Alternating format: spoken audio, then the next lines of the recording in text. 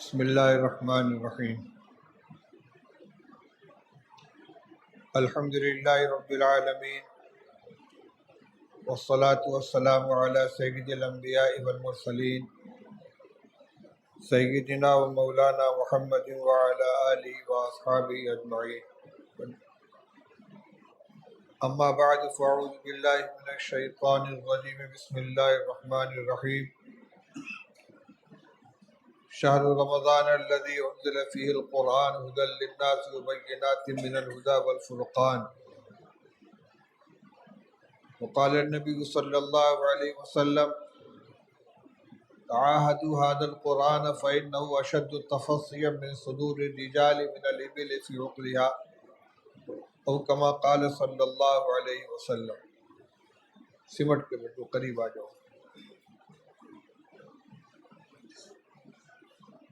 محترم حفاظ کرام، عزیز بھائیوں، آج کا یہ اجتماع معمول کے مطابق رمضان مبارک کے شروع ہونے سے پہلے حفاظ کرام کو کچھ ہدایات دینے کے لیے اور یاد دہانی کرانے کے لیے منعقد کیا گیا ہے.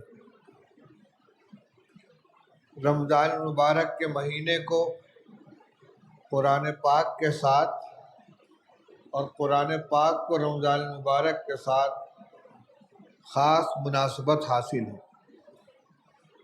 اللہ جل شانہ نے قرآن پاک کے اندر رمضان المبارک کی عظمت کو بیان کرنے کے لیے اور رمضان کا تعارف کرانے کے لیے قرآن پاک کا حوالہ دیا اور قرآن پاک کی عظمت کو بتانے کے لیے رمضان المبارک کا حوالہ دیا.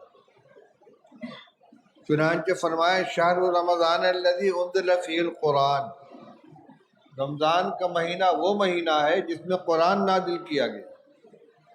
اس سے رمضان کے مہینے کی عظمت معلوم ہوتی ہے کہ قرآن جیسی عظیم الشان کتاب نازل کرنے کے لیے اللہ جل شانہ نے اس مہینے کا انتخاب فرمایا. دوسری طرف فرمایا انا انزلناہ فی لیلۃ القدر، ہم نے قرآن کو شب قدر میں نازل کیا، یعنی شب قدر کی عظمت کو بیان کرنے کے لیے یہ حوالہ دیا گیا کہ اس رات کا اللہ تعالیٰ نے قرآن نازل فرمانے کے لیے انتخاب کیا.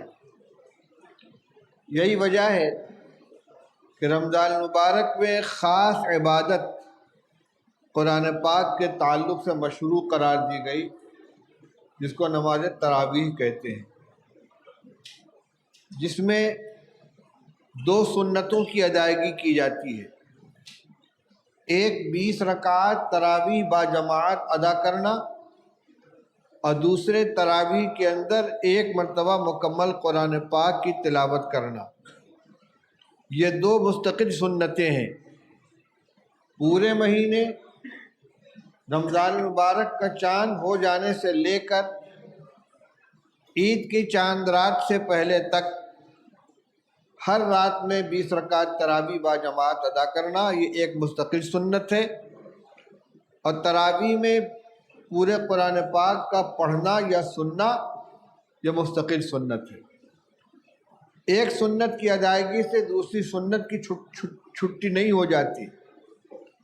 اس لیے بہت سے لوگ جو چند روز میں قرآن پاک مکمل کر کے اپنے کو آزاد سمجھ لیتے ہیں، یہ غلط ہے. قرآن مکمل ہو گیا، ایک سنت ادا ہو گئی، لیکن پورے قرآن پاک کو پورے رمضان تراویح پڑھنے کی سنت بہرحال باقی ہے، چاہے حافظ ہو چاہے غیر حافظ ہو. قرآن پاک کے پڑھنے کی کچھ آداب ہیں. وَرَتِّلِ الْقُرْآنَ تَرْتِیلًا، قرآن پاک کو ٹھہر ٹھہر کر پڑھو.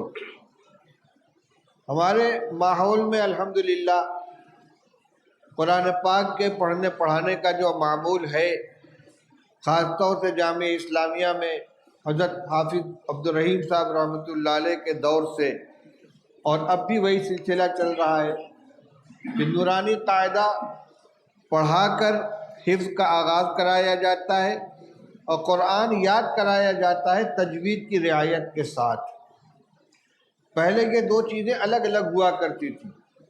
حفظ کا ایک عمل ہوتا تھا، جیسے تیسے قرآن پاک کو یاد کر لیا، اور قرأت مستقل ایک فن کے طور پر سیکھا جاتا تھا قرأت کو۔ لیکن اب ابتدا سے قرآن پاک کی تصحیح کی جاتی ہے۔ تو جس طرح سبق سناتے وقت اور یاد کرتے وقت قرآن پاک کو تجوید کی رعایت کے ساتھ ٹھہر ٹھہر کر پڑھتے ہیں، تراویح میں بھی اسی طرح ٹھہر ٹھہر کر پڑھنا چاہیے۔ رفتار تیز ہو لیکن حروف کی ادائیگی صحیح ہونی چاہیے۔ صفات لازمہ کا ضرور اہتمام کرنا چاہیے۔ غنہ وغیرہ اور مد وغیرہ کو ترک نہیں کرنا چاہیے۔ اسی طرح وقف کی جو آیتیں آتی ہیں جس میں کم سے کم ایک واو یا ایک یا کی ادائیگی ضروری ہے، عالمین، یعلمون، تعلمون، اس کو اس طرح پڑھ کے ختم کر دیں، یعلمون، تعلمون، عالمین، یعنی یہ یا کی ادائیگی نہیں ہوتی، واو کی ادائیگی نہیں ہوتی۔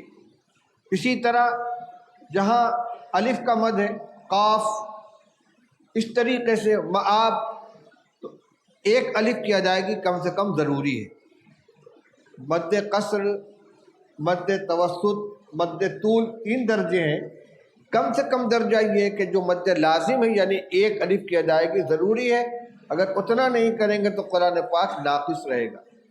حفاظ کرام اس سلسلے میں بہت غفلت کرتے ہیں، یعنی آیات کے اختتام پر مد کی ادائیگی نہیں ہوتی۔ یعلمون، تعلمون، عالمین، تعلمون ہو گیا، وہ عالمین ہو گیا، عالمین نہیں ہوا، تعلمون نہیں ہوا، اس کا خیال ہونا چاہیے۔ اسی طریقے سے اتنی تیز رفتاری سے پڑھنا کہ حروف کی صحیح ادائیگی نہ ہو، یہ قرآن کے ساتھ زیادتی ہے۔ قرآن نماز میں پڑھا جائے، تلاوت کی جائے، تراویح میں ہو، فرض میں ہو، رفتار میں کمی بیشی تو ہو سکتی ہے، لیکن اتنی تیزی کے ساتھ پڑھنا کہ ادائیگی ہی نہ ہو پائے حروف کی، یہ غلط ہے۔ اور اس ایسے ہی پڑھنے کے بارے میں کہا گیا ہے کہ کچھ لوگ ہیں جن کو قرآن جو پڑھتے ہیں قرآن، اور قرآن ان پر لعنت بھیجتا ہے، اس لیے حفاظ کرام اس کا خیال رکھیں۔ دوسری چیز یہ کہ قرآن پاک کو صرف رمضان المبارک کا مشغلہ نہ بنائے۔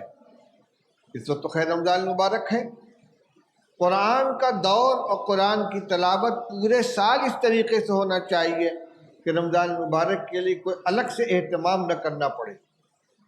یکساں قرآن یاد رہنا چاہیے پورے سال۔ اور جو ہمارے پرانے حفاظ کرام ہیں یا تھے، ان کا یہی حال تھا۔ بہت سے قصے، بہت سے واقعات سنے ہیں کہ حفظ کرنے کے بعد مدت تک تراویح پڑھانے کا موقع نہیں ملا، لیکن اچانک کھڑا کر دیا گیا تو پارے کی پارہ پڑھتے چلے گئے، کہیں کوئی تشابہ تک نہیں لگا۔ ہم نے دیکھا حضرت مولانا قاری صدیق صاحب باندھوی رحمۃ اللہ علیہ بوڑھے ہو چکے تھے، کمزور تھے، بیمار رہتے تھے۔ دیوبند میں حضرت مفتی محمود صاحب نور اللہ مرقدہ کی خانقاہ میں آئے، اپنی تراویح ختم کر کے آئے تھے۔ ایک ساتھیوں نے طے کیا کہ آج حضرت سے تراویح پڑھوائی جائے گی، لیکن ان سے نہیں کہا گیا کہ آپ کو پڑھانے، انکار کر دیتے، لیکن حافظ سے کہہ دیے کہ آج تراویح کے لیے آگے مت بڑھنا۔ چنانچہ عشاء کی نماز ہو گئی، سنت پڑھ لی گئی، اور تراویح پڑھانے کے لیے مصلی پہ کوئی نہیں گیا۔ مولانا بالکل پیچھے کھڑے تھے، وہ سنت پڑھ کر کھڑے ہوئے، کان تک ہاتھ اٹھا کے کھڑے ہوئے، اللہ اکبر کی آواز نہیں آ رہی ہے۔ کہ کیا بات ہے بھائی؟ حضرت تراویح آج آپ پڑھائیں گے؟ ارے بھائی بہت تھکا ہوا ہوں۔ نہیں حضرت پڑھا دیجیے، جتنی بشاشت ہو۔ مصلی پر آ گئے، پوچھے کہاں سے پڑھنا ہے؟ نیت باندھنے سے پہلے نہیں معلوم ہے کہاں سے پڑھنا ہے، بتایا گیا فلاں پارے سے، اللہ اکبر، اور اس کے بعد کئی پارے مسلسل پڑھے چند رکعت میں۔ اس کے بعد کہا حبیب تو آ جا، صاحبزادوں کو بلا دیا، آگے انہوں نے پڑھ لیا۔ جبکہ مولانا صدیق صاحب وہ آدمی تھے کہ جن کو رات دن میں 1 منٹ کی فرصت نہیں ملتی تھی۔ تعویذ والے ہیں، دعا کرانے والے ہیں، مدرسے کے معاملات ہیں، لیکن قرآن پاک کا شغف تھا۔ میں نے ابھی قرآن پاک کی ایک آیت پڑھی تھی اور ایک حدیث پڑھی ہے۔ قرآن پاک کی تو وہی آیت تھی جس کا میں نے ترجمہ کیا کہ رمضان کا مہینہ وہ مہینہ ہے جس میں اللہ جل شانہ نے قرآن کو نازل فرمایا، اس میں قرآن نازل کیا گیا ہے۔ حدیث یہ کہ رسول اللہ صلی اللہ علیہ وسلم نے ارشاد فرمایا کہ قرآن کی نگرانی کرتے رہا کرو، دیکھ ریکھ کرتے رہو، خبر لیتے رہو، کیونکہ یہ قرآن سینوں سے اس سے زیادہ تیزی کے ساتھ نکل جاتا ہے جتنی تیزی سے قرآن جو جانور اپنی رسی چھڑا کے بھاگ جاتا ہے۔ جانور کو باندھ دو، کوشش میں رہے گا کسی طرح رسی چھوٹے میں بھاگو، اس سے زیادہ تیزی سے قرآن سینے سے نکل جاتا ہے۔ اس لیے نگرانی کرتے رہو، اگر مطمئن ہو کر بیٹھ جاؤ گے قرآن سینے سے نکل جائے گا۔ کیوں؟ اس لیے قرآن اللہ کا کلام ہے اور اللہ تعالیٰ کی ذات مستغنی بھی ہے، غیور بھی ہے، بے نیاز بھی ہے اور بڑی غیرت والی ہے۔ محتاج بن کر قرآن کے ساتھ ہم جڑیں گے تو ہمارے سینے میں محفوظ رہے گا، اور ذرا سا بے نیازی برتیں گے تو اللہ کی غیرت اس کو برداشت نہیں کرے گی، چھین لی جائے گی یہ دولت۔ دوسری بات یہ تھی کہ حفاظ کرام کو امامت کرنی ہوتی ہے۔ امام کی کچھ صفات ہوتی ہیں، ان صفات کو بھی اپنے اندر پیدا کرنا ہے۔ ایسا نہیں ہے کہ تراویح کے امام کی کچھ اور صفات ہوں، پنجگانہ امام کے لیے کچھ اور صفات ہوں۔ امامت بہرحال نماز کا ایک بہت اہم منصب ہے۔ رسول اللہ صلی اللہ علیہ وسلم فرمایا الامام ضامن والمؤذن مؤتمن، امام تمام نمازیوں کی نماز کا ضامن ہوتا ہے، سب کی نماز اس کے نماز کے اندر رہتی ہے۔ امام کی نماز اگر فاسد ہوگی تو سب کی نماز فاسد ہوگی، امام کی نماز کمزور ہوگی تو سب کی نماز کمزور ہوگی، کیونکہ پوری جماعت کی نماز ایک نماز ہے۔ اس لیے حافظ کو قرآن پاک کے یاد کرنے کے ساتھ ساتھ پورے سال نماز پنجگانہ مسجد میں باجماعت اہتمام کے ساتھ ادا کرنا چاہیے۔ ایسے تمام کام سے اپنے آپ کو بچانا چاہیے کہ جو آدمی کی ثقافت، عدالت اور اس کی نیکی کے اوپر دھبا ڈالتے ہیں۔ آج کل موبائل کا زمانہ عام ہو گیا ہے، موبائل میں فلمیں رہتی ہیں، ویڈیو رہتے ہیں، پتہ نہیں کیا کیا غلاظتیں بھری ہوتی ہیں، اور ہر ایک کے ہاتھ میں بڑے سائز کا موبائل رکھا ہوا ہے۔ تو اگر بیٹھ کے اس کو دیکھ رہے ہیں، فلمیں دیکھ رہے ہیں، تو اگر کوئی کھلے ہوئے فلم دیکھ رہا ہو سنیما گھر میں یا ٹی وی کے اوپر، اس کو امام بنائیں گے آپ؟ بھئی یہ امامت کے لائق نہیں ہے، تو فلمیں دیکھتا ہے۔ تو اگر وہ تنہائی میں بیٹھ کے فلمیں دیکھ رہا ہے تو کوئی امامت کے لائق ہوگا وہ؟ یہ اس کو کوئی نہیں جانتا، لیکن وہ خود تو جانتا ہے۔ اس لیے جب اللہ نے اتنی بڑی دولت عطا فرمائی، قرآن کی دولت دی ہے، تو قرآن کی عظمت کا بھی خیال کریں۔ یہ نگاہ جسے قرآن پاک کو دیکھا ہے، یہ زبان جسے قرآن پاک کی تلاوت کرتے ہیں، اس کو پاک صاف رکھیں، نمازوں کا اہتمام کریں، گندے الفاظ زبان پر نہ آئیں، گالی زبان پر نہ آئیں، جھوٹ نہ بولیں، فحش قسم کا مذاق نہ کریں، نگاہوں کی حفاظت کریں، جماعت کا اہتمام کریں۔ اور اس کی حفاظت کے لیے جو جیسے اساتذہ اور ذمہ دار ترتیب بنائیں، دور کو پابندی کے ساتھ کرتے رہیں۔ تراویح اپنی مکمل ہونے کے پہلے بھی اور تراویح مکمل ہونے کے بعد بھی دور کا اہتمام ہونا چاہیے۔ جیسی جوڑی بنا دی جائے اس کے اعتبار سے، اور کوئی عذر نہیں ہونا چاہیے اس کے اندر۔ ایک تو خود اپنا قرآن محفوظ ہوگا، مضبوط ہوگا، دوسرے جس ساتھی کے ساتھ جوڑ کریں گے اس کے معاون بنے گا، اس کے مددگار بنے گا۔ اس میں کسی طرح کی سستی اور ڈھیل نہیں ہونی چاہیے۔ رمضان شریف میں نے کہا امامت کی ذمہ داری بھی ہے اور حافظ ہونے کی بھی ذمہ داری ہے، اس لیے 5 وقت کی نماز فجر سمیت باجماعت مسجد کے اندر ادا کرنا چاہیے۔ نماز میں تعدیل ارکان کا بھی خیال رکھیں، رکوع سجدہ اتنا تیز نہ کریں کہ نماز ناقص ہو جائے۔ بہت مشہور روایت ہے، حضرت ایک صحابی خلاد بن رافع رضی اللہ عنہ مسجد میں آئے، رسول اللہ صلی اللہ علیہ وسلم تشریف فرما تھے، ایک کنارے کھڑے ہوئے، جلدی جلدی 2 رکعت نماز ادا کی، آ کر حضور سے سلام کیا، السلام علیکم ورحمۃ اللہ۔ آپ نے فرمایا وعلیکم السلام، قم فصلی فإنک لم تصلی، جاؤ پھر سے نماز پڑھو، تم نے نماز نہیں پڑھی۔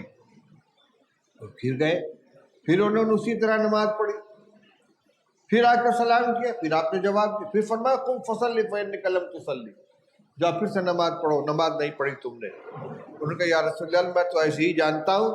تب آپ نے ان کو نماز کا طریقہ بتایا کہ جب کھڑے ہو تو اطمینان سے کھڑے ہو، قیام اطمینان سے کرو، قرات اطمینان سے کرو، رکوع اطمینان سے کرو، رکوع سے اٹھ کر سیدھے اطمینان سے کھڑے ہو، سجدہ اطمینان سے کرو.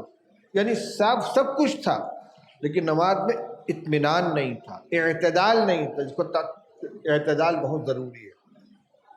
نماز تراویح ہو یا پنجگانہ نماز ہو، چاہے سنت ہو چاہے نفل ہو، اتنا اعتدال ضروری ہے کہ جس سے نماز صحیح ہو جائے. تہجد وغیرہ کی نماز ہوتی ہے، آدمی لمبے لمبے قیام کرتا ہے، لمبا رکوع سجدہ کرتا ہے. تراویح میں اتنا لمبا نہیں کر سکتا، لیکن کم سے کم رکوع کے اندر اطمینان سے 3 مرتبہ سبحان ربی العظیم اور سجدے میں 3 مرتبہ سبحان ربی الاعلیٰ پورا ہو جانا چاہیے. اسی طرح التحیات کے اندر بھی پورا ہونا چاہیے. التحیات درود شریف پورا ہو، چاہے دعا لمبی نہ پڑھ کر مختصر پڑھ لیں. اگر ربنا آتنا فی الدنیا حسنۃ وفی الآخرۃ حسنۃ وقنا عذاب النار بھی پڑھ لیں گے، رب اغفر وارحم وانت خیر الراحمین بھی پڑھ لیں گے، رب اجعلنی مقیم الصلاۃ پڑھ لیں گے، اللہم انی ظلمت نفسی پڑھ لیں گے. درود شریف کے بعد کی دعا میں بڑی گنجائش ہے، لیکن کوئی نہ کوئی دعا ہونی چاہیے. اسی طرح عام طور پر حفاظ دعائے ثنا چھوڑ دیتے ہیں، اللہ اکبر الحمدللہ رب العالمین. سب ملا کر 10 ترویحیں میں اگر 1 منٹ بھی لگے گا تو 10 منٹ کا اضافہ ہوگا. اس کے بعد کیا کرنا ہے؟ سونا ہی تو ہے، آرام ہی تو کرنا ہے. اللہ کے سامنے کھڑے نماز پڑھنے کے لیے تو نماز کی جو سنتیں ان کو تو ادا کرے. دعائے ثنا کا پڑھنا سنت ہے کہ نہیں ہے؟ ایک سنت چھوڑیں گے تو نماز میں نقص آئے گی کہ نہیں آئے گا؟ میں یہ نہیں کہتا کہ بہت اطمینان سے پڑھیں کہ نمازیوں کے لیے بوجھ ہو جائے، لیکن جو لازمی تعدیل ارکان ہے وہ ہونا چاہیے. 3 مرتبہ سبحان ربی العظیم رکوع میں ہو جائے، 3 مرتبہ سبحان ربی الاعلیٰ سجدے میں ہو جائے، رکوع سے اٹھے تو اتنا کھڑے ہو کہ بالکل سیدھے ہو جائے، پھر سجدے میں جائے، سجدے سے اٹھ کر اطمینان سے بیٹھے پھر دوسرے سجدے میں جائے. یہ چند چیزیں ہیں جو میں نے آپ کے سامنے بیان کی ہیں. میرے ذہن میں یہی باتیں تھیں. اب یہ ہمارے حفاظ کرام ہیں، اساتذہ مولانا قاسم صاحب ہیں، کوئی ضروری بات رہ گئی تو یہ بتائیں گے. ابھی مجلس ختم نہیں ہوئی ہے. وآخر دعوانا الحمدللہ رب العالمین.